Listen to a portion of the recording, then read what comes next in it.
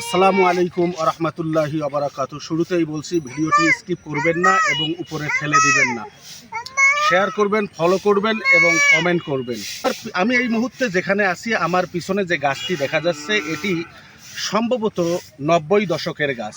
95 অথবা 96 সালে এই গাছটি রোপণ করেন মরহুম খাতেরুল্লাহ। তিনি ইন্তেকাল করেন 2009 অথবা 10 সালে।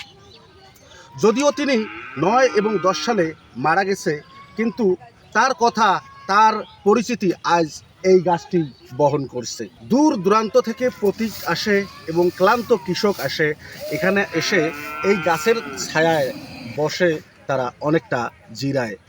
মরহুম খাতেরুল্লাহ আজ কিন্তু বেঁচে নাই, কিন্তু তার কীর্তি আজও বেঁচে আছে। এই গাছটিতে অসংখ্য আম হয়, যদিও এবারে কিন্তু কোনো আম হয়নি। এই গাছটির আম স্থানীয় মানুষ এবং পথিকরাই খেয়ে থাকে। রাস্তার পাশেই সরকারি জায়গায় এই গাছটি রোপণ করেছে। এটাতেই স্পষ্ট প্রতীয়মান হয় যে এই গাছটি তার নিঃস্বার্থে রোপণ করা। এই গাছটি অবশ্যই সদকায়ে জারিয়া। আমরা যে পিছনে গাছটি দেখতে পাচ্ছি, আমরা জানি যে এই গাছটি খাতেরুল্লাহ উনি রোপণ করেছে। তো কথা হলো, এই গাছটি মানুষের, এই স্থানীয় মানুষের উপকারে আসে কি আসে না?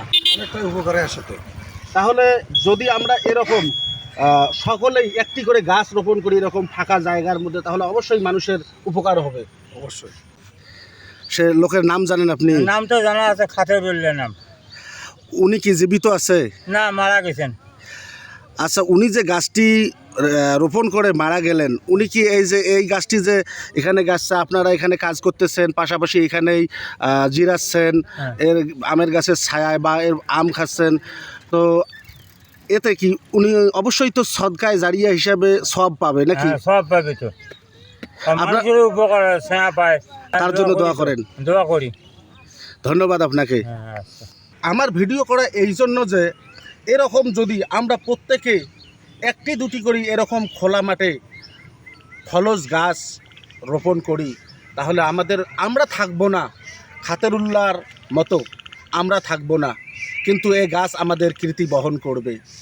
অসংখ্য মানুষের উপকার হবে, অসংখ্য তৃষ্ণার্ত পিপাসার্ত চাষি যে আছে, অসংখ্য চাষির তারা পরিত্রাণ পাবে, শুকরিয়া আদায় করবে এবং আপনাদের জন্য দোয়া করবে।